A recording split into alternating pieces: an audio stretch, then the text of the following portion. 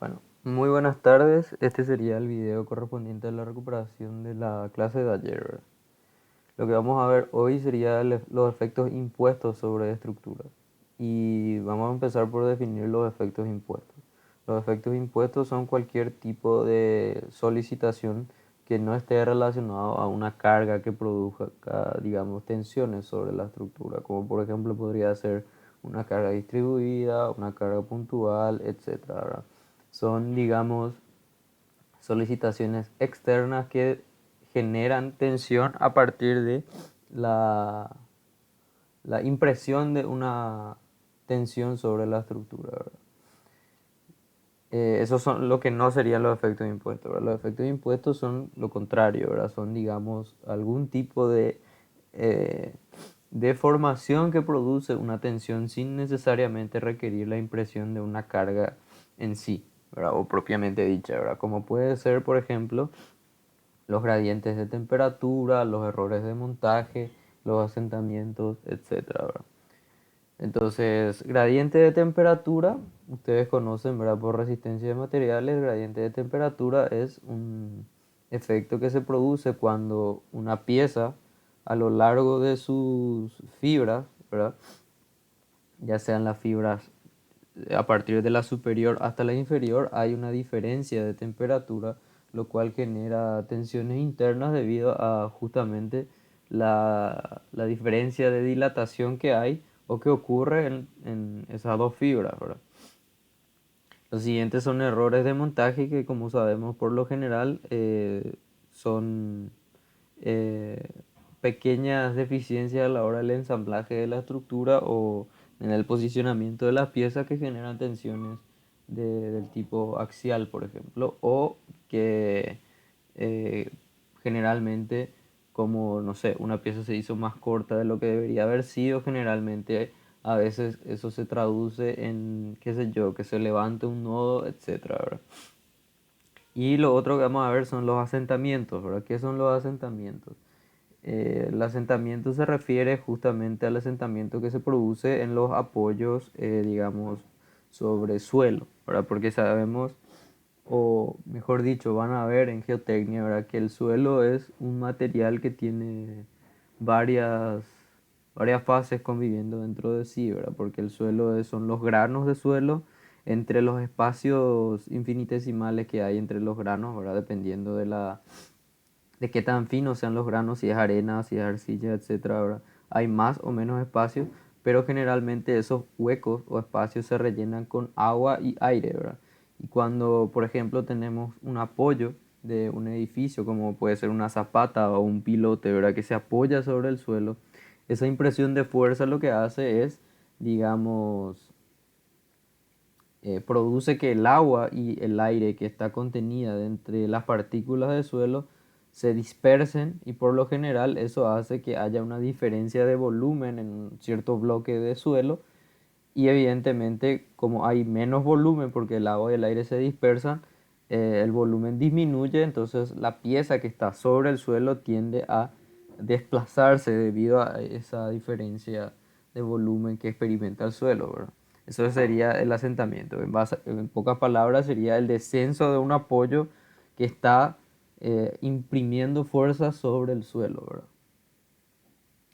Y obviamente que el descenso de un apoyo puede llegar a producir tensiones también sobre el resto de la estructura, ¿verdad? Y todo eso lo vamos a ver ahora, ¿verdad? Entonces vamos a tener el mismo ejercicio de la clase anterior, pero con las mismas cargas, ¿verdad? Pero que además de eso va a tener los efectos impuestos citados en la siguiente diapositiva. Fíjense que nos pide el mismo desplazamiento vertical de la clase anterior. Quiere decir que seguimos pidiendo, digamos, una hipótesis virtual de carga unitaria en el nodo 3, ¿verdad? Para el estado de carga y los efectos impuestos citados en la siguiente diapositiva. Bueno, entonces tenemos acá. Nos dice que el verde en el apoyo 1 es un asentamiento vertical hacia abajo de 3 centímetros, ¿verdad? Quiere decir que este apoyo, ¿verdad? Debido a un asentamiento de suelo, está, digamos, descendiendo 3 centímetros hacia abajo. Después nos dice que la barra 9, lo que está en rojo, sufre un acortamiento de 1,5 centímetros, ¿verdad? Sí, este tensor que está acá tiene 1.5 centímetros menos, ¿verdad? Y por último nos habla de lo que son, en el apoyo 5 tenemos un apoyo elástico de primer género con KR 30.000 kilonewton metros, ¿verdad? Eh, los efectos impuestos son estos dos. Aquí, perdón. Este y este. ¿Verdad? Estos son los dos efectos impuestos. Ah, y obviamente tenemos acá este gradiente de temperatura en las barras 2 y 3, ¿verdad? Que nos dice que hay una temperatura superior y hay una temperatura inferior, ¿verdad? Nos dice que la temperatura superior es de 10 grados Celsius y la temperatura inferior es de 30 grados Celsius, con coeficiente de dilatación 1 por 10 a la -5. Bueno, estos tres son nuestros efectos impuestos, ¿verdad? Lo que veníamos hablando recién. Esto que está acá es un apoyo elástico. Y un apoyo elástico no es igual a un apoyo convencional. ¿Por qué? Porque si bien cumple la misma función que este apoyo de primer género que está acá, porque fíjense que este apoyo dice que es un apoyo elástico de primer género. Quiere decir que el resorte que está acá solamente va a imprimir una fuerza vertical en función a su rigidez, que es esta, ¿verdad? Pero ¿qué pasa? Que cuando llegue a una cierta cantidad de fuerza, que ya no pueda, que obviamente ya no tiene que sobrepasar la rigidez del resorte, este resorte se va a deformar y va a alcanzar el punto de equilibrio. Pero ¿qué pasó? Si bien estáticamente se consiguió el equilibrio, de alguna manera hay que compensar el trabajo que realiza el resorte cuando recibe esta fuerza y el resorte se deforma, ¿verdad? Y eso también vamos a ver hoy. Este no es un efecto impuesto, pero se da, digamos, en la misma clase porque eh, tanto este caso como este caso son adiciones a la misma ecuación de trabajo virtual que veníamos utilizando hasta ahora, ¿verdad? Estos son los datos de entrada que son complementarios a lo de la clase anterior, ¿verdad? Como el coeficiente de dilatación lineal, las dos temperaturas, tenemos la temperatura media, ¿verdad? Que es la temperatura que se utiliza, que es la semisuma, ¿verdad? Eh, que se utiliza en la fibra media de la fibra superior e inferior, ¿verdad? Porque sabemos que el gradiente de temperatura en la fibra superior e inferior nos va a producir un trapecio, ¿verdad? Entonces la temperatura que está, digamos, en la misma línea, a la misma altura de la de la fibra media sería más o menos el punto medio de ese trapecio, ¿verdad? De temperatura. Esta es la separación entre las fibras, que no es otra cosa que la altura de las vigas 2 y 3, ¿verdad? Que vemos acá que del 1 al 4 tiene 50 centímetros de altura, ¿verdad? Por eso es que H es 0.5. Después tenemos el acortamiento, ¿verdad? Que dice que es de 1.5 centímetros. Esto está en metros. Y nos dice el asentamiento vertical de 3 centímetros, ¿verdad? También tenemos la rigidez del resorte, ¿ok? Hasta ahora estos son, digamos, datos complementarios simplemente, ¿verdad? Estas son las mismas reacciones internas y externas de la clase pasada porque es la misma estructura. Son las mismas ecuaciones porque están sometidos al mismo estado de carga, tanto en el real como en el virtual, ¿verdad? Y en este caso, el ejercicio de hoy yo les voy a mostrar tanto para una hipótesis como para varias hipótesis, ¿verdad? Como para ver un poco la diferencia que hay entre trabajar con una o dos hipótesis. Entonces tenemos nuestras reacciones tanto reales como las virtuales, ¿verdad? Entonces vamos a repasar el principio del trabajo virtual y su aplicación matricial. Esta es la ecuación de trabajo virtual completa que en la clase pasada dijimos que íbamos a despreciar esta parte y esta parte, además de estas dos, ¿verdad? ¿Por qué? Porque no teníamos asentamientos y no teníamos ni temperatura, errores de montaje, etcétera, ¿verdad? Entonces, cómo se hace el tratamiento acá?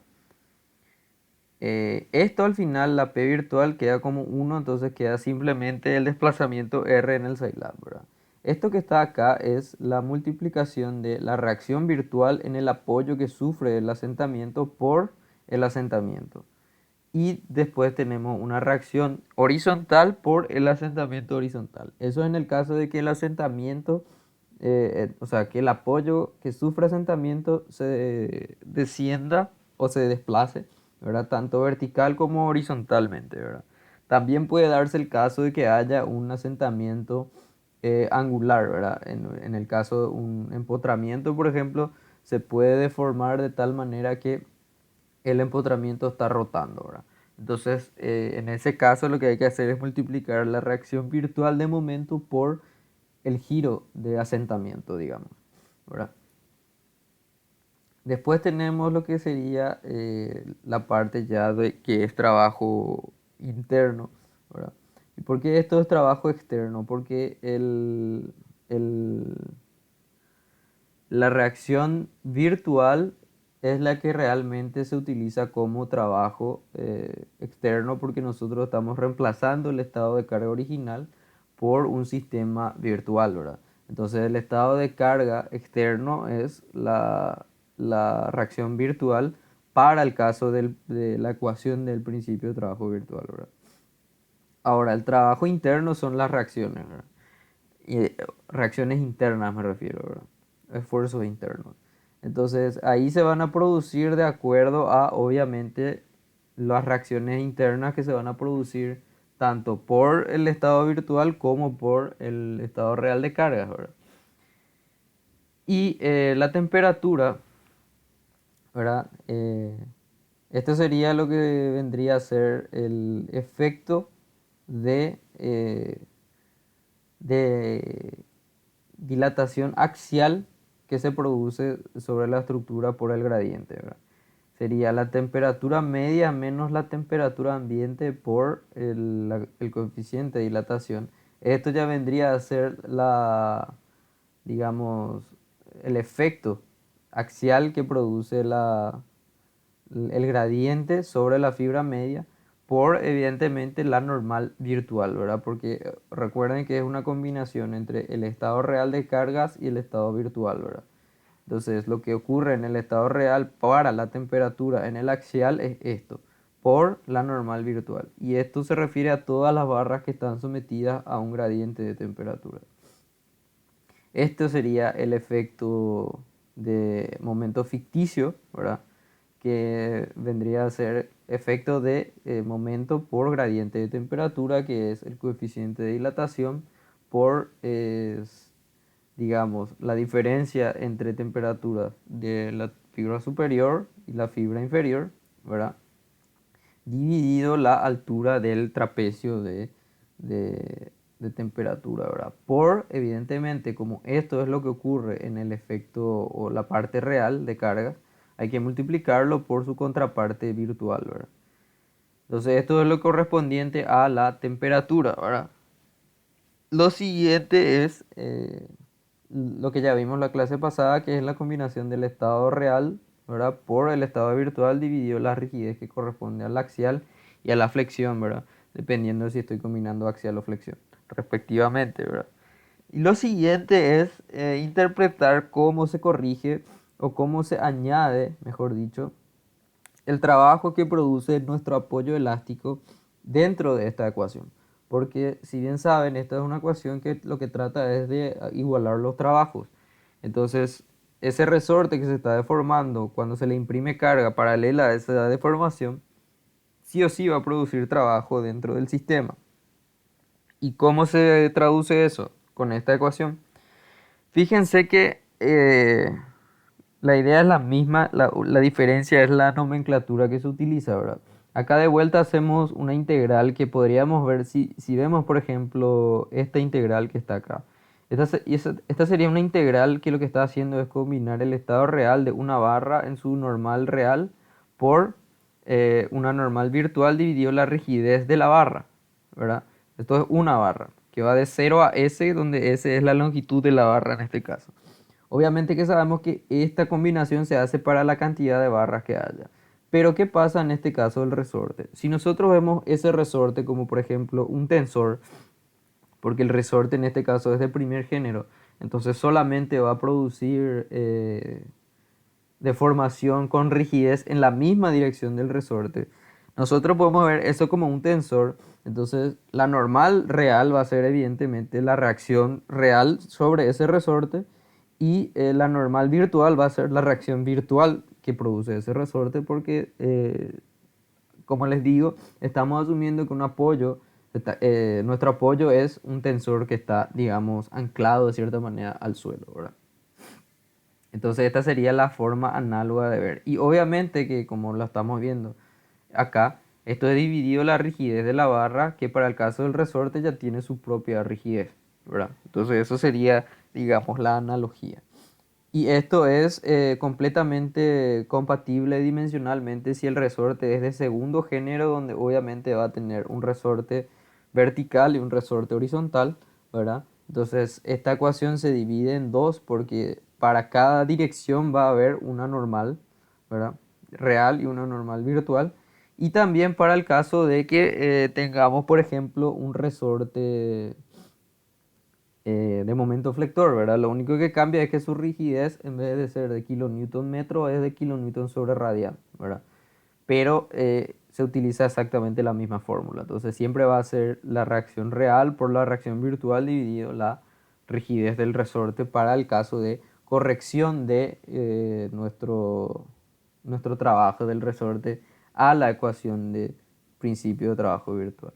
Entonces, en el Scilab tenemos que esto se va a ver reflejado de la siguiente manera. El desplazamiento más el trabajo del asentamiento, que sería la reacción virtual por el asentamiento correspondiente. Esto obviamente va con su signo, ¿verdad?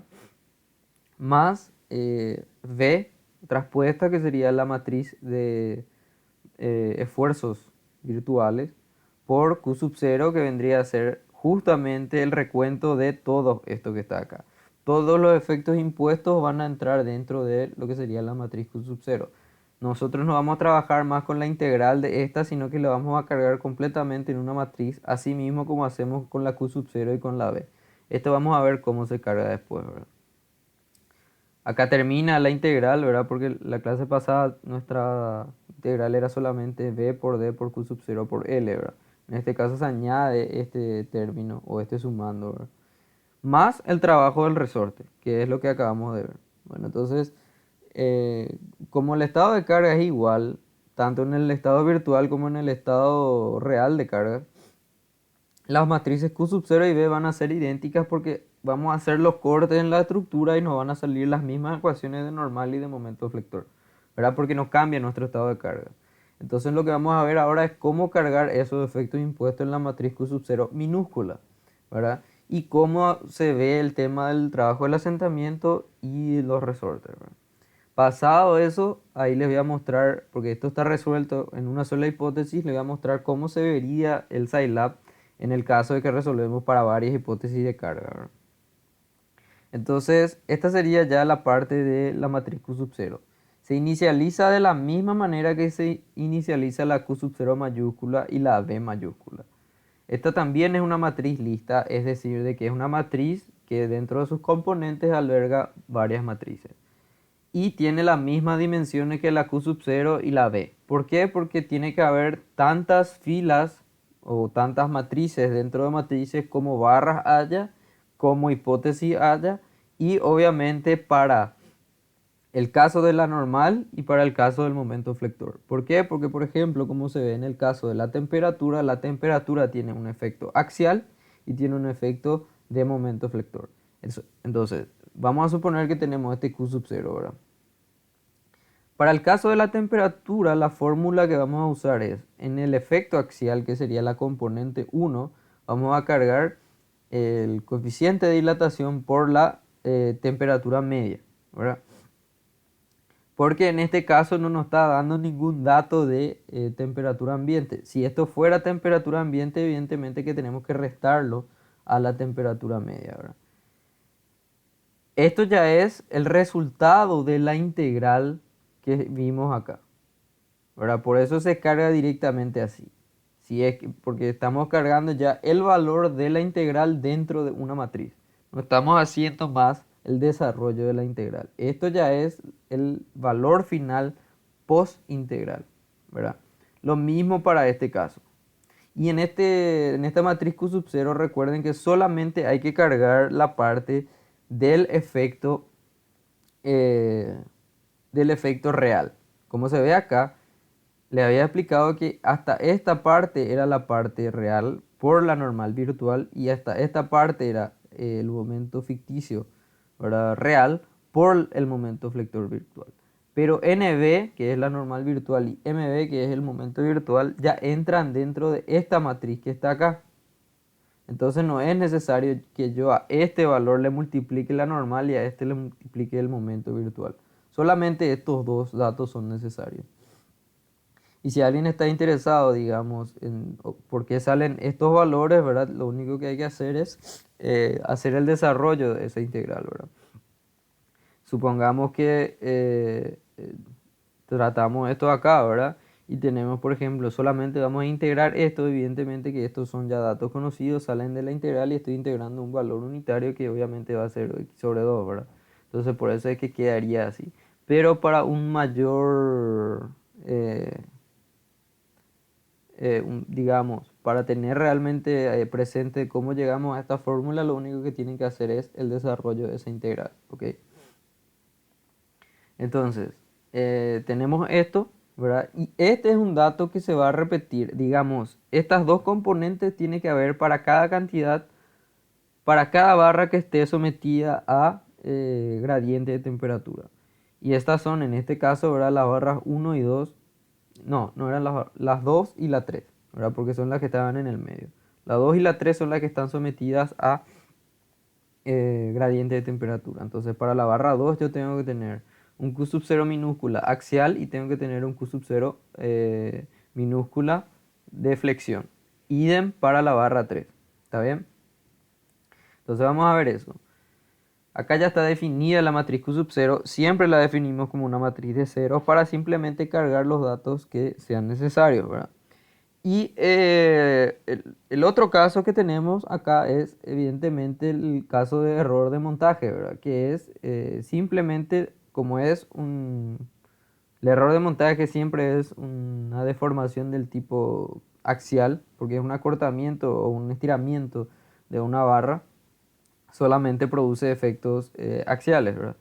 Y el resultado de esa integral es delta L sobre L, ¿verdad? Y en la componente de flexión obviamente no tiene ningún valor porque como decimos no produce ningún efecto, ¿verdad? Y este caso también, estas dos componentes tienen que existir para cada barra que tengan, perdón, error de montaje, ¿verdad? Que para nuestro caso es la barra 9, ¿verdad? Sí, sí, la barra 9 es la que tenía error de montaje. Entonces nos vamos acá y vemos cómo cargamos eso.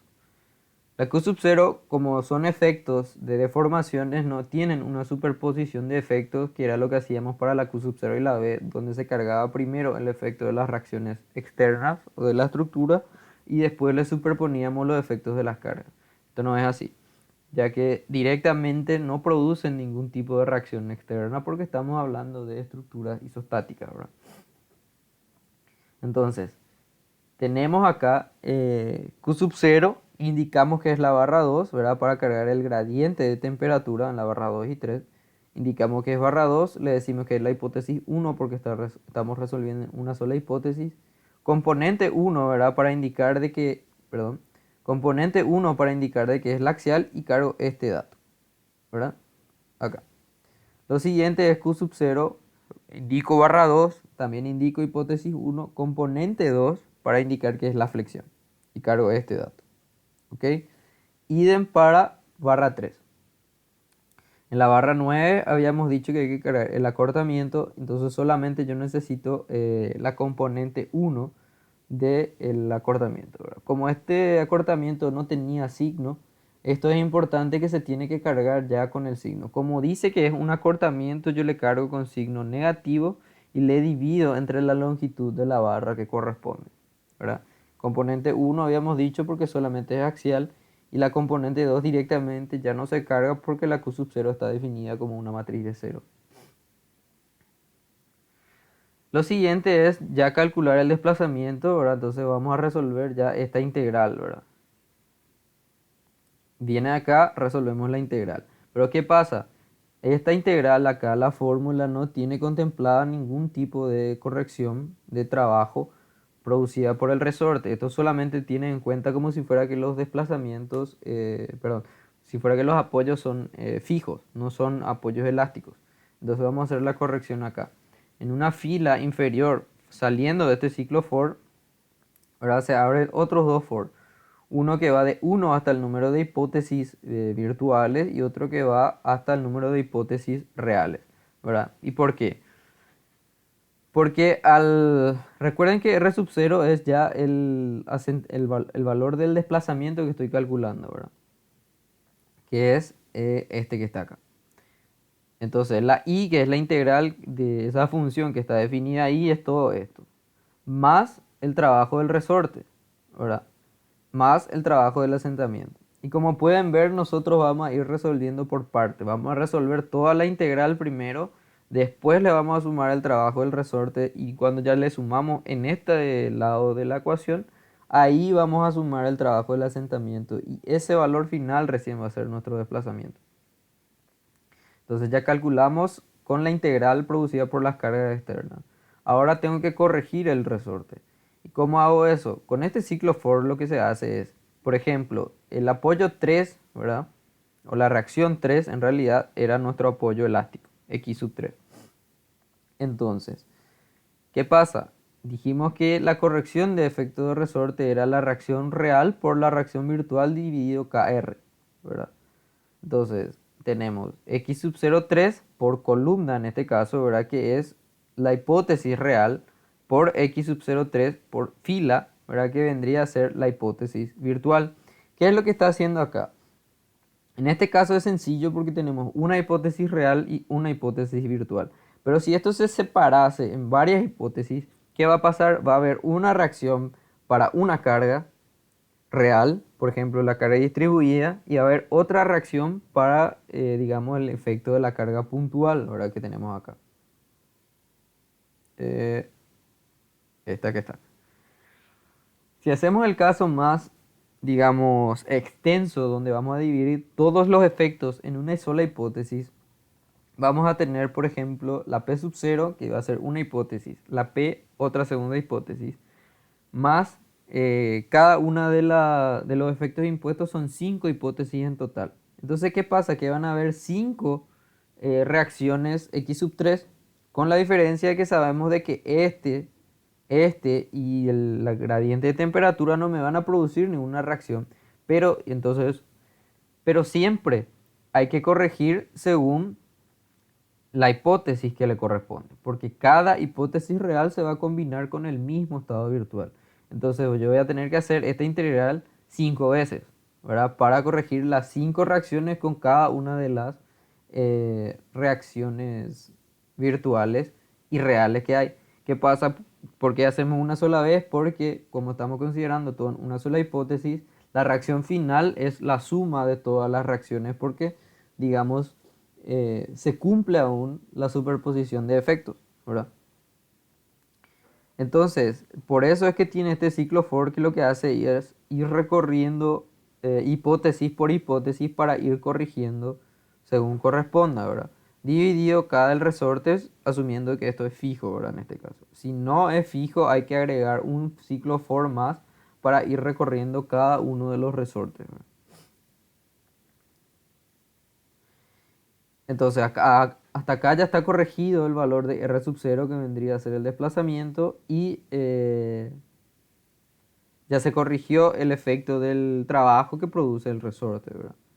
Y acá tenemos la corrección del asentamiento. Nuestra reacción virtual de apoyo que produce asentamiento es la X1 porque habíamos visto que este era el extremo 1 el que se, digamos, desciende verticalmente, ¿verdad? Entonces X1 es X sub 0,1 el que nos interesa porque es la reacción virtual, ¿verdad? X sub 0,1 acá entre dos puntos para indicar que son todas las hipótesis, en este caso solamente hay una, y acá es un despeje de la ecuación, ¿verdad? Porque nuestra ecuación tenemos de este lado de la igualdad, porque esto es trabajo externo, ¿verdad? Entonces para tener el desplazamiento final hay que restarle. A lo que ya teníamos calculado hay que restarle el trabajo del asentamiento. Esto que está acá. Y finalmente este valor ya restado es el desplazamiento vertical del nodo 3, ¿verdad? Que vendría a ser R sub 0, ¿verdad? Entonces, le voy a mostrar lo que sería el mismo ejercicio, pero con tres hipótesis, ¿verdad? Como para ver un poco la diferencia simplemente, o ver, digamos, en forma gráfica la diferencia, ¿verdad? Fíjense que acá tengo el que está resuelto en una sola hipótesis, ¿verdad? Y le voy a dar guardar y ejecutar. Le voy a mostrar acá en la consola, por ejemplo, tengo las reacciones reales, la virtual y el desplazamiento real. Pero le voy a mostrar Q sub 0, por ejemplo, ¿verdad? Voy a solicitar Q sub 0. eh, bueno, esto un poco... Vamos a ver. Mm,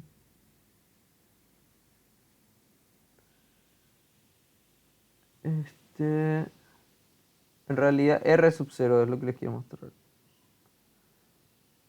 Eh, R sub 0, ¿verdad? R sub 0 es un único número que es lo que vemos acá.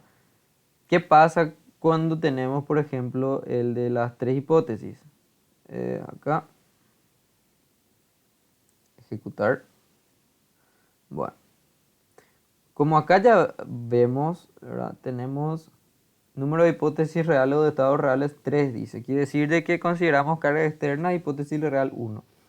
Gradiente de temperatura, hipótesis real 2. Y acortamiento, hipótesis real 3. Eso es lo que dice acá en comentario, ¿verdad? Y un único estado virtual porque nos pide un único desplazamiento, ¿verdad? Entonces, ¿qué es lo que pasa? Acá todo esto se repite. La única diferencia es de que como considero el gradiente en la hipótesis 2, o sea, las cargas externas en la hipótesis 1, las cargas, eh, las cargas de temperatura en la hipótesis 2 y el asentamiento o el acortamiento, perdón, en la hipótesis 3, ¿qué es lo que pasa? Yo tengo que adecuar las matrices de acuerdo a ese orden en el que decidí, ¿verdad? Acortamiento, hipótesis 3, temperatura 2 y carga externa 1, ¿verdad? Entonces, ¿qué pasa? Que cuando yo cargue acá en, en el superposición de efectos, la Q sub 0 tiene que estar indicado acá, la superposición que es en la hipótesis 1. ¿Por qué? Porque voy a estar cargando las ecuaciones de momento flector que se producen por las cargas externas. Entonces, en esta parte que indica la hipótesis, sí o sí tiene que estar cargado el 1, ¿verdad?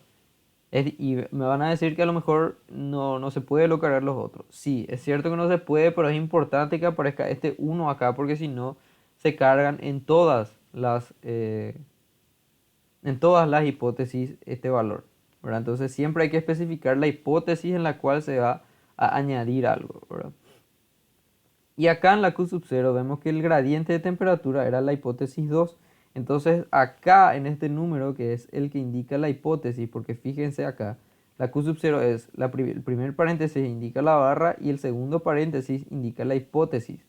Entonces, como estoy en el gradiente y ya definí que era la hipótesis 2, esto tiene que estar cargado en la hipótesis 2 y el acortamiento en la hipótesis 3, ¿verdad? Por eso acá hay un 3, ¿verdad? Estos paréntesis de componentes uno y 2 están igual porque esto indica la normal y esto indica la flexión, ¿verdad? Bueno, hasta el momento tenemos R sub 0 calculado según el efecto de cada hipótesis por separado. Por ende, para calcular el efecto total por superposición de efectos debemos sumar las R sub 0 de cada hipótesis como es R sub 0. Bueno, ¿qué es lo que pasó acá? La R sub 0 es de NH0 por NH. Quiere decir de que en este caso tiene una fila y tres columnas, ¿verdad? Que vamos a ver acá. Eh, bueno, vamos a ver si...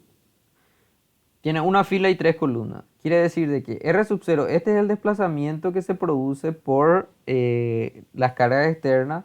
Este es el desplazamiento que se produce por el gradiente de temperatura y este es el desplazamiento que se produce por el acortamiento o el error de montaje, ¿verdad? Pero ¿qué pasa? Un resultado así a nosotros no nos interesa porque lo que a nosotros nos interesa es eh, la suma de esos resultados, ¿verdad? Yo no puedo tener tres resultados, yo necesito uno solo, ¿verdad? Entonces, yo necesito la suma. Hasta acá, ¿verdad? Que lo que hicimos fue imprimir R sub 0, quiere decir que se imprimió hasta acá. ¿verdad? Quiere decir de que estos resultados que están acá en la consola ya son los resultados que tienen ya corregidos el trabajo del resorte en cada hipótesis, ¿verdad? Pero ¿qué pasa? Entonces dice, como R sub 0 es de NH0 por NH, se deben cambiar o sumar las R dos puntos para indicar toda la fila y para indicar una columna genérica para obtener un desplazamiento final RS.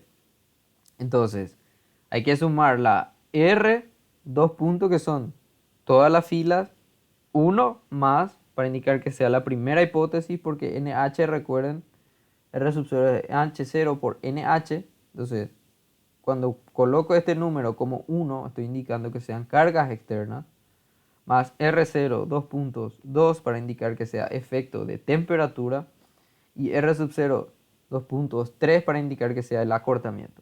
Entonces, esta RS va a ser ya finalmente la suma de los tres desplazamientos que se producen por cada efecto por separado. Entonces, RS le falta considerar el trabajo de los asentamientos, ¿verdad? Porque, digamos, RS es la suma de, RC, de las R0 que quitamos, pero R0 es solamente el lado derecho de la igualdad de nuestro trabajo virtual. Entonces a RS yo le resto el trabajo virtual que produce el asentamiento, ¿verdad? Y el desplazamiento vertical entonces sí tiene que ser RS, ¿verdad? Y RS es menos 0.015, que es el mismo resultado que teníamos luego, ¿verdad? Lo que sí hay que ver acá es que lastimosamente la Q sub 0 no me está imprimiendo bien, ¿verdad? Pero lo que quiero que vean es de que va a seguir esta misma lógica, con la diferencia de que va a expandirse también. Voy a tratar de borrar un poco esto. Bueno, por lo visto no me quiere imprimir correctamente la Q sub 0 ahora.